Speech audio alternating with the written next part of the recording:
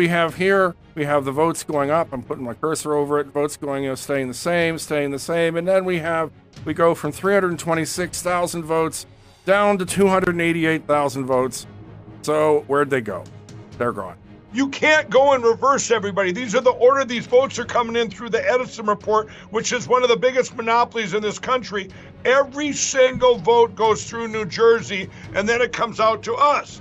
I switched over while you were talking to the governor race in Pennsylvania, and you'll see it happened there too. So we have a 63,000, we have a 90,000 crime spike, another 90,000 crime spike, a 63,000 crime spike, and then they go, uh-oh, the whole world's gonna know that Mastriano's getting, we're cheating by too much. So what do, everybody? Right there, point to the cursor.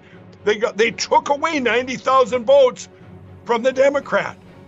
Yeah, if you look, it took the vote total back to where it had been, way back here. These are real-time crime spikes, machine manipulation. Look at that. You see that Democrat going ding, up 150,000 votes because Herschel was taking the lead. So they just dumped a bunch of votes by computer in there. Everybody can understand that. That's something everybody can enjoy, real-time crime. Yeah. It's right there in front of you.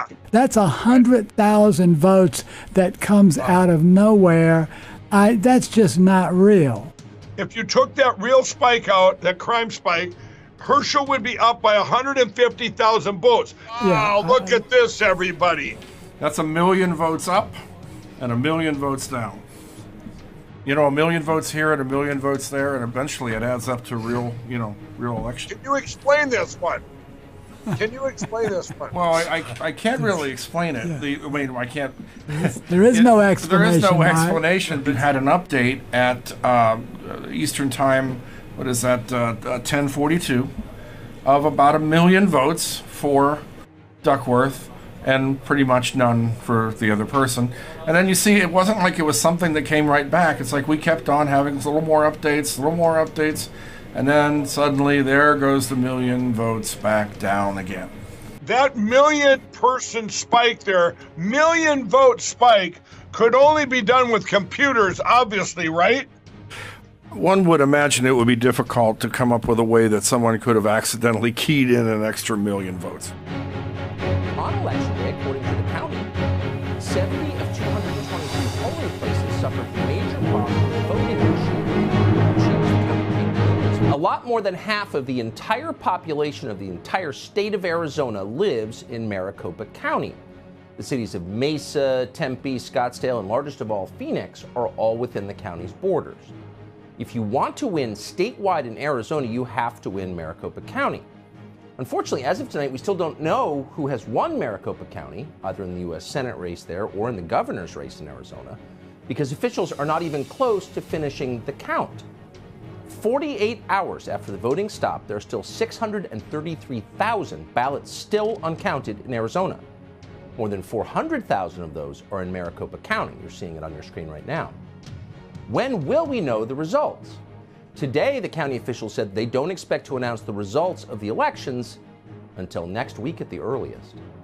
When do you anticipate the votes will be counted in total, those 400,000 plus votes? Well, we will be going into next week. There's some onesie-twosies, again, pursuant to Arizona law, but I think that we'll see the lion's share here wrap up by early next week. Early next week, can you give me a day? Are we talking Monday? Or we? Maybe, as long as you won't hold me to it. Can you tell us, Mr. Official, Mr. Election Official, when we might learn who won the election? Maybe, as long as you don't hold me to it. That was the chairman of the Maricopa County Supervisors. Notice what you did not hear in that exchange. You did not hear an apology. The guy in charge of election results never said sorry for not providing those results. It's hard to understand this. It's not a resource problem, certainly.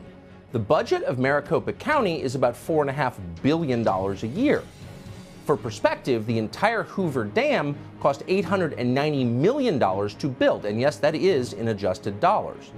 So for the price of 5 Hoover Dams, Maricopa County can't even count the ballots in a single statewide election in a country that claims to care about democracy. They can't even manage to let people vote on Election Day. On Election Day, according to the county, 70 of 223 polling places suffered major problems with voting machines the county paid millions for just recently. And their failure disenfranchised mostly Republican voters who wanted to cast their ballots in person. One poll worker reported that 25% of ballots were being rejected. Now, you would call that third world, but actually it's beneath third world. Most third world countries have serious elections. They require voter ID. They don't wait days for election results in Ghana. In Venezuela, whatever you think of it, they tally their ballots within hours. But suddenly we can't manage to do that?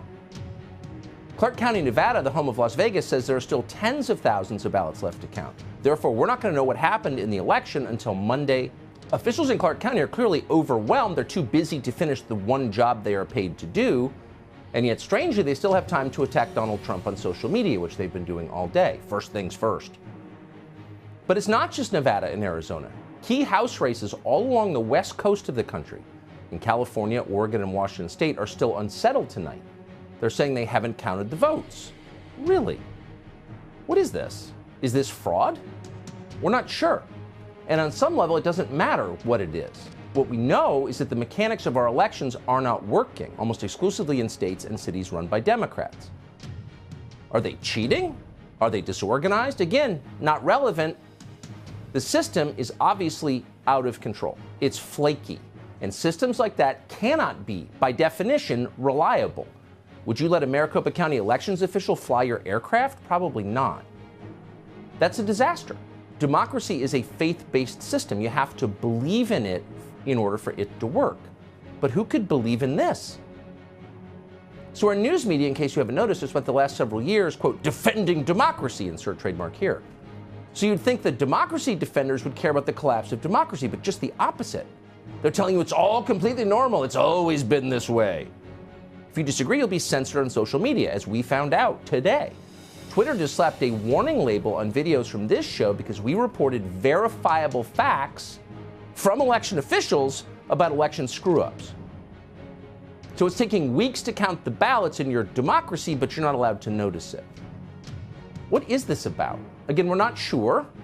And at this stage, there's really no way to know what it's about. So we're not making allegations. But we thought we'd ask, because it'd be interesting to ask, the most obvious question of all and see if we could find the answer. And the question is, who's benefiting from this?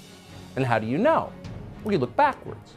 So in cases where there was chaos and delays in vote counting over the past several election cycles, what percentage of the ultimate winners turned out to be Democrats?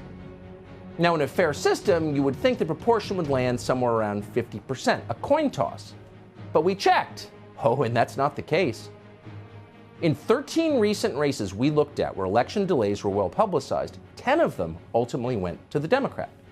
10 out of 13, 77%. That's not a coin toss. That's a very high average. Take, for example, the 2018 election in Orange County, California. Republican congressional candidates in 3 of the 4 Republican-held districts in Orange County had huge leads on Election Day. But in the weeks following the election, those leads disappeared. They evaporated. In the end, Democrats flipped each of those seats in Orange County, which not that long ago was a very conservative area, and in some places still is. So how did that happen? Well, the San Francisco Chronicle reported that 250,000 vote-by-mail drop-off ballots came in. Many of those ballots were brought into polling stations by paid ballot harvesters. The Orange County Register put it this way, quote, people were carrying in stacks of 100 and 200 of them. We had multiple people calling to ask if these people were allowed to do this. But of course they were allowed. That was the point. So here you have lengthy delays in vote counting followed by good news for Democrats. In all the recent cases that we looked at, only the state of Florida had a long voting count delay that led to a Republican winning, and it was in just one county. On Tuesday, thanks to efforts to improve vote counting in the state of Florida, Florida tabulated results much more quickly. So Florida is far bigger than Arizona or Nevada, but by contrast had its election results, as you know, in a single day. And by the way, Florida enforces voter ID law strictly, so it's pretty hard to argue about who actually won. So no matter what you think of Ron DeSantis or his policies, you may hate him and them, you still, if you're an honest person, must acknowledge that is a win for democracy. The system worked. The votes were counted. They were reported promptly. Democracy won in Florida, even if the outcome is not to your preference. But no one in the media seemed impressed by this. Here, in fact, is a CNN contributor arguing that by trying to prevent voter fraud, Ron DeSantis actually, quote, gamed the system. Yesterday, he won by 20 percentage points. Why? Because he gamed the system. Because he turned Florida into an unlevel playing field. They changed election laws, making it harder to vote by mail. They paraded a bunch of people, black people, that they arrested for voting fraud, and paraded them in front of national media. He created an election police. He also was very good in responding to hurricanes and other tragedies. So by fighting election fraud, Ron DeSantis, quote, gamed the system. Well, he certainly did. He gamed their system. And we ought to demand that every state games their system. We ought to demand that every election in America looks like Florida's election. Not in its outcome, but in the way it's conducted. Only registered voters can vote. They must vote in their own names. They can only vote once, and you get to know the results. You, the citizen who own and run this country, within hours. Anything less than that is an actual attack on democracy.